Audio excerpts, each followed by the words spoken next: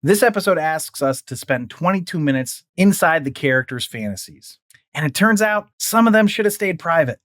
But if I were to tell you my fantasy, it would knock you out.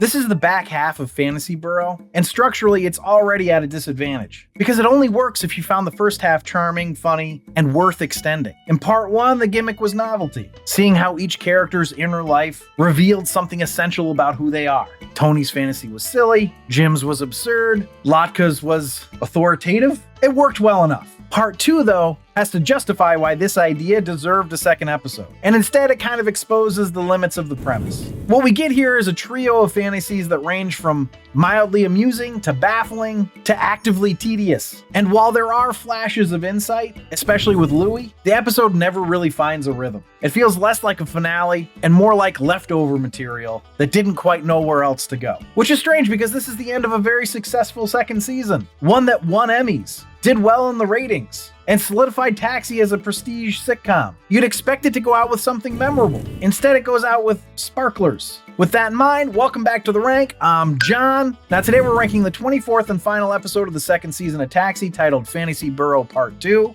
written by Barry Kemp and directed by Jimmy Burrows. Let's see how this one stacks up, starting with the episode overview. So we're diving into the final episode of Taxi's second season. This begs the question, how did the season go for Taxi? Obviously, it's been a ratings winner, but did it win any Emmys? As a matter of fact, it did. So Judd Hirsch was nominated for Best Actor, Jimmy Burrows was nominated for Best Director, specifically for the episode Louie and the Nice Girl, which was a good one. And Glenn and Les Charles were nominated for Best Writing. The episode that they were nominated for was Honor Thy Father, which I have ranked as the third lowest episode of the series so far and a disaster piece. So don't know what the hell they were thinking with that one. Thankfully, they didn't win. Judd Hirsch also lost, but Jimmy Burrows did win. But the other category Taxi won was for Best Comedy Series. Now, I'll be the first to admit that this season has been a lot more enjoyable than the first season was, but I just don't see how this is a Best Comedy Series show. Anyway, with the final episode of the season, we should go out with a bang, right? Well, in a way, they actually kind of do. But this episode picks up right where the last one left off, with Tony talking about Hervé Villechaize going back to Hollywood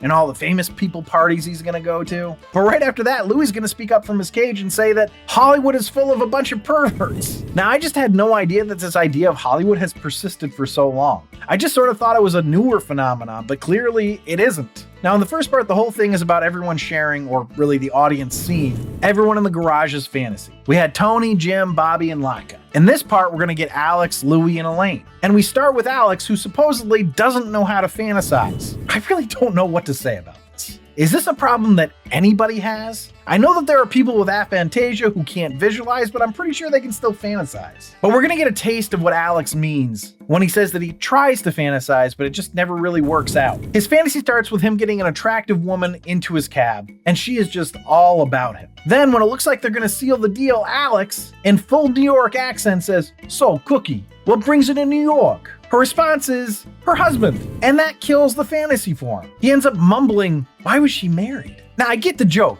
but it's a fantasy, right? Her husband is as imaginary as she is. So who gives a shit? But, whatever. Alex isn't into cuckolding, I guess. So he's gonna try again. And he continues from right where he left off and has her say that she's actually not married. She lied because she was worried about him making a move on her. What? But Alex is pleased to be back on course. However, after she agrees to go to his apartment, he crashes the cab, which brings us right back to the garage in reality, and they're gonna have Bobby coach Alex on how to have a fantasy, which is so weird. Now, I think that if the fantasy had been like Bobby's, where he's a famous singer, or like Tony, where he just wants to be smart or something, okay, I could kind of get behind it, but this is like here's how you have sex with a woman in your head. It's weird. But either way, what Bobby says to him helps Alex, I guess. We go back to this fantasy, and now we're in Alex's apartment and find out that the attractive blonde girl's name is Tawny, which is Alex's favorite name. And things start to get hot and heavy when Alex starts going crazy with Tawny's hair. I mean, it is really freaking bizarre. Like, he is just like sniffing it and kissing it and like rolling around in it. And it's like he was mixing dough with it. I don't know how this actress made it through this scene. But Alex has one more buzzkill for his fantasy left in the tank. Now, what could be weirder than what he's doing with her hair? Well, discovering that it's his niece. Now, this part did actually make me laugh, but it was so weird. Thankfully, we get to be done with his fantasy. So we move on to Louie, who claims his life is perfect and doesn't need to fantasize. He says people usually fantasize about him, and Laka ends up confirming this, which is cute because that's what Laka did in part 1. He fantasized about being Louie. Of course, then Louie proceeds to fantasize. And in his fantasy, America is in a depression and he is the last rich person there. And he owns the cab company. He keeps the garage at a balmy 28 degrees Fahrenheit, and the workers, though freezing, know that the benevolent Mr. De Palma would turn up the thermostat if he could, but he's just adhering to President Rizzo's decree. Now, I know there's a joke about the name being President Rizzo, and I'm guessing it's a reference to something. I feel like it's Grease. I didn't look it up. If you want to tell me what the reference is to, let me know in the comments. I'm going to feel probably stupid when somebody tells me what it is. It's probably something obvious. Anyway, Louie is going to end up being nice to Alex and give him a business card for his doctor because Alex has a bad cough and he's like, you should go see him. But then for some reason, he just points at Bobby and he's just like, and Bobby's dying. Right, Bobby? Bobby's like, yeah, I'm dying. What? But we see all the guys in the garage. We see Laka, we see Tony, we see Bobby, we see Alex, we see Louie. But the person who's noticeably missing is Elaine. Don't worry, she's gonna show up in Louie's mansion. And when we get to his mansion,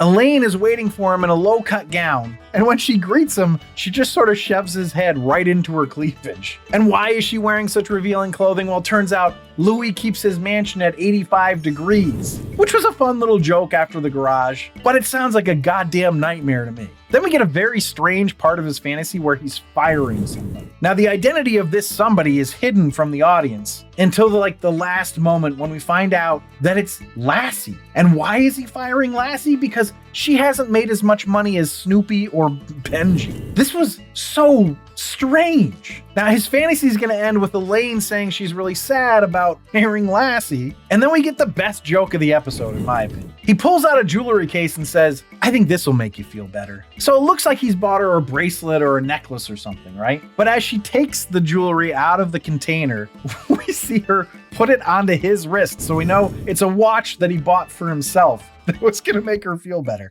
And that I just thought was a great joke. And just so fitting for Louie. Now, with his fantasy over, it's Elaine's turn. She teases the guys in the garage saying, if you did hear my fantasy, it would blow you away. And it's one of those instances where you probably would have been better off not to build it up. Because her fantasy, apparently, was to sing Lullaby of Broadway in the garage with her coworkers. And to do so in a dress that really showed off her nipples. And then a costume change into something even skimpier that showed off her cleavage for the second time of the episode. Not that I'm complaining or anything, but it's basically just a song and dance number that lasts for 4 or 5 minutes. And it doesn't contain a moment of funniness. It's just that the joke was supposed to be that they were doing it at all. But that's just borderline amusing for the first 30 seconds, at most. Anyway, that's the whole episode. Let's see how it ranked. A rank. So the rank is where I rank the episode based on 5 categories: story, acting, dialogue, episode coherence, and character relatability. I rank it on a scale of 1 to 5, 1 being the worst, 5 being the best. And then I have a laugh counter where I tally up the amount of times the episode made me laugh. 1 point per laugh out loud gets added to the score. And before I dive into the rankings, if you're enjoying this episode, please leave a like down below. It really does help me out. But without further ado, the first category is story. Now, if you watched the last episode of The Rank I did a Taxi, you know at this part I said there wasn't much of a story here. That the only story arc was Hervé Villechaize getting his pictures back. Well, this part doesn't even have that. There isn't a story. So I went with a 1. That brings us to acting. And the acting wasn't a problem.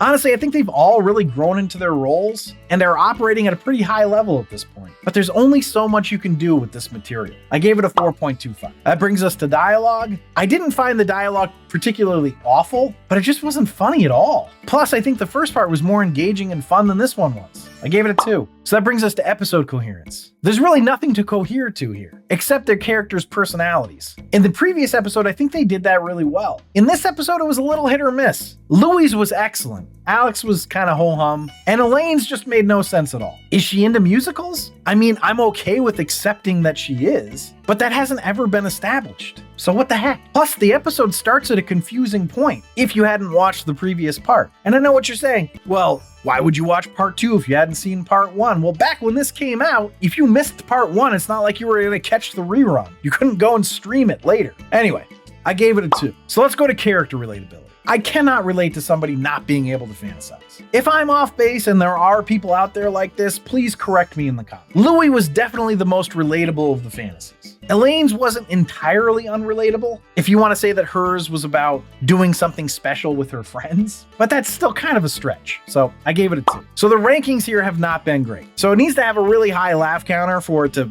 hit anywhere near the top 3 tiers, but even just a decent laugh counter to stay out of the last one. And unfortunately, it only got me 3 times. So there you have it, a grand total of 14.25, which makes it a disaster piece. But as for the series average, it went down to a 26.1, which keeps it as mediocre, but feels like it's heading in the wrong direction here. And if you're ranking along with me, drop your scores in the comments. I'd really be curious to see if you're feeling the same way I am. But thanks for listening and or watching. Check out my other Taxi episodes or any of my other sitcom or movie ranking episodes. Remember to subscribe, comment, and like. For up-to-date rankings, you can check out my website at therankedpodcast.com or email me there at john@therankedpodcast.com. You can also become a patron if you want to really support the show at patreon.com/therankedpodcast. But I'll leave you with this. Why did Elaine get in trouble in the garage during this episode? Because she left her headlights on.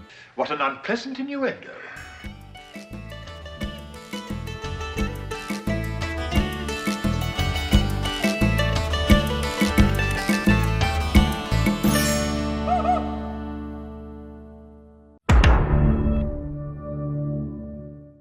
Now, in the first part, the whole thing